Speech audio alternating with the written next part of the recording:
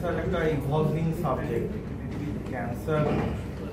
Cancer সম্বন্ধে গবেষণা চলছে।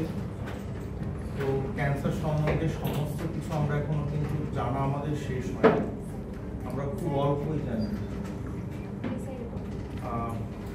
সত্যি কথা বলতে আমার যারা মাস্টার মশাই ছিলেন টাটা মেমোরিয়াল মুম্বাইয়ে বা স্যারও, প্রত্যেকে বলেন ক্যান্সার সম্বন্ধে আমরা এখনো 10 ভাগও জানি না। মানে মহাবিশ্ব সম্বন্ধে, মহাকাশ সম্বন্ধে যেমন আমাদের গবেষণা চলছে, আমরা প্রতিনিয়ত নতুন খোঁজ খবর পাচ্ছি, সেরকম ক্যান্সার সম্বন্ধে গবেষণা চলছে, তথ্য আসছে, সবটা আমরা এখনো জানতে পারি। তার মধ্যে সব ক্যান্সারগুলো সম্বন্ধে আমাদের তথ্য সমান নয়। ব্রেস্ট ক্যান্সার সম্বন্ধে আমরা অনেক কিছু জানতে পেরেছি, সার্ভিক্স ক্যান্সার সম্বন্ধে আমরা অনেক কিছু জানতে পেরেছি, কোলন ক্যান্সার আর লাং ক্যান্সার সম্বন্ধে আমরা অনেক কিছু জানতে পেরেছি। তার কারণ এইগুলো খুব কমন ক্যান্সার। যেটা আমাদের মূল সমস্যা দেশে, সেই সমস্যাগুলো নিয়েই তো আগে গবেষণা হবে। এইগুলো আমাদের প্রধান ক্যান্সারের মধ্যে পড়ে। Head and neck cancer, cervix cancer, lung cancer, breast cancer, colon cancer. আরো সত্যি কথা বলতে গেলে যেগুলো পশ্চিমের দেশ, উন্নত দেশ, ইউরোপ আর আমেরিকা, তাদের যে ক্যান্সারগুলো মেজর হেলথ প্রবলেম, সেগুলো নিয়ে গবেষণা অনেক বেশি হয়েছে। ফলে নতুন নতুন পদ্ধতি, ক্যান্সারের চিকিৎসার নতুন পদ্ধতি আবিষ্কার হয়েছে। কিন্তু যে ক্যান্সারগুলো আমাদের দেশের প্রবলেম, যেমন একটা ক্যান্সার হয় আমাদের দেশে, গলব্লাডার ক্যান্সার আমাদের দেশে খুব কমন। এই নর্থ ইন্ডিয়া, ইস্টার্ন ইন্ডিয়ায় গলব্লাডার ক্যান্সার খুব কমন, কিন্তু সেই ক্যান্সার আমেরিকায় প্রায় পাওয়াই যায় না, বিরল। ইউরোপে প্রায় হয়ই না বললেই চলে। সেই সম্বন্ধে কোনো তেমন একটা গবেষণা নেই। আচ্ছা, তাহলে আর ক্যান্সারের কোথায় গিয়ে আমরা আটকে যাচ্ছি, আমরা পারছি না কেন?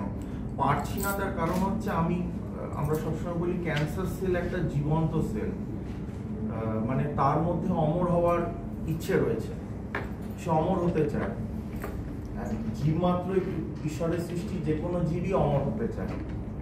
কিন্তু ভগবান আমাদের যে জিনের মধ্যে, ডিএনএর মধ্যে লুকিয়ে রেখেছেন যে সেল মাল্টিপ্লাই করবে, বংশবৃদ্ধি করবে,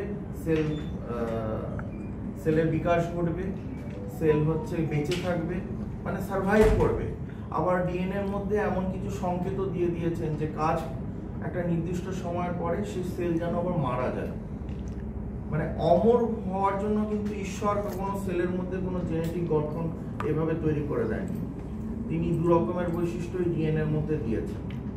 ক্যান্সার সেলস ডিএনএ কিছু জিন আছে যেগুলোকে অঙ্কোজিন বলে, প্রোটো অঙ্কোজিন, যেগুলো সেলকে বাঁচিয়ে রাখা, সেলের কাজ করা, সেলের যাতে বংশবৃদ্ধি হয় সেগুলো করে। আর কিছু জিন আছে টিউমার সাপ্রেসর জিন, যাদের কাজ হচ্ছে অনেক হয়েছে, এবার তোমার সময় শেষ, এবার তুমি আস্তে আস্তে মৃত্যুর দিকে যাও। এটা সেলকে সে সংকেতটা দেয়, টিউমার সাপ্রেসর জিন। ক্যান্সার সেলস সে চায় কোনো যেভাবেই হোক অমর হচ্ছে, সে ওই প্রোটো অঙ্কোজিনকে ক্যাপচার করে নেয়। কোনোভাবে টিউমার সাপ্রেসর জিন নিষ্ক্রিয় হয়ে যায়, আর যে প্রোটো অঙ্কোজিন যে সেল বৃদ্ধির জন্য দায়ী, সেই ডিএনএ সেই জিনগুলোকে সক্রিয় করে তোলে, সে অমর হয়ে ওঠার চেষ্টা করে। আমরা তাকে মারার জন্য কোনো একটা ওষুধ প্রয়োগ করলে, বরাবর গত 100 বছর ধরে আমরা কেমোথেরাপি প্রয়োগ করতাম, কেমোথেরাপি প্রয়োগ করলে কিছুদিন পরে সে চিনতে পারে যে আচ্ছা এইভাবে আমাকে মারার চেষ্টা করা হচ্ছে, আমার মধ্যে প্রতিরোধ তৈরি করে নেব যাতে এই ওষুধে আমার কোনো মৃত্যু না হয়। জীব মাত্রই এভাবে নিজেকে নিজে পরিবর্তন করে বেঁচে থাকার চেষ্টা করে, সব জীবই করে, আমরাও করেছি, মানুষও করেছে, করিনি আমরা? চরম ঠান্ডাতেও আমরা বেঁচে থেকেছি, ঠিক আছে, চরম গরমের মধ্যে আমরা বেঁচে থেকেছি। যে কোনো প্রাকৃতিক বিপদেই তো এটাকেই তো অভিযোজন বলে, মানে নিজেকে নিজে বিবর্তনের মাধ্যমে নিজেকে নিজে সেই পরিবর্তিত পরিস্থিতিতে, হোস্টাইল এনভায়রনমেন্টের মধ্যে নিজেকে যাতে বাঁচিয়ে রাখা যায়, জীবমাত্র এটা করে, ঠিক আছে। ব্যাকটেরিয়াও করে, মানুষও করে, ব্যাকটেরিয়াও করে। অ্যান্টিবায়োটিকে আর কাজ হয় না, অ্যান্টিবায়োটিকের বিরুদ্ধে রেজিস্ট্যান্স তৈরি হয়ে যায়, antibiotic resistance multi drug resistant clone cancer সেলও করে। ক্যান্সার সেল কিছুদিন পরেই চিনে যায়, আচ্ছা এই কেমোথেরাপি আসছে, এইভাবে আমার সেল আমাকে নষ্ট করবে, আমি এর বিরুদ্ধে প্রতিরোধ তৈরি করব, নিজের জেনেটিক গঠন নিজেই পরিবর্তন করে নেয়। হ্যাঁ, সেই জন্য এখন আমরা যদি বলেন যে এখন আমরা কি চেষ্টা করছি, আমরা আস্তে আস্তে আস্তে আস্তে যেটা চেষ্টা করছি সেটা হচ্ছে কেমোথেরাপি থেকে সরে যাওয়া। আমরা মলিকুলার থেরাপির দিকে যাচ্ছি, প্রিসিশন অনকোলজির দিকে যাচ্ছি। সহজ ভাষায় বললে প্রত্যেক ক্যান্সার পেশেন্ট এলে একই কেমোথেরাপি সবার উপরে প্রয়োগ করতে হবে এটা নয়। প্রথমে তার টিউমার ডিএনএ টিস্যু নিয়ে সেটার জেনেটিক গঠনটা বোঝার চেষ্টা করছি, যে তার অ্যাবনর্মালিটিটা কোথায়, ওই জায়গাটায় হিট করার চেষ্টা করছি। এটা করা হচ্ছে টার্গেটেড থেরাপি আর ইমিউনোথেরাপি দিয়ে। এটাই হচ্ছে আগামী দিনে, এটাই ভবিষ্যৎ। এবারে প্রত্যেকের যে টিউমারের ডিএনএ গঠন তো একরকম হবে না, সেই প্রত্যেকের ডিএনএ টিউমারের গঠন যেহেতু এক নয়, প্রত্যেকের জন্য এক ওষুধও নয়, প্রত্যেকের টার্গেটেড থেরাপি বা ইমিউনোথেরাপি প্রয়োগ আলাদা আলাদাভাবে হবে।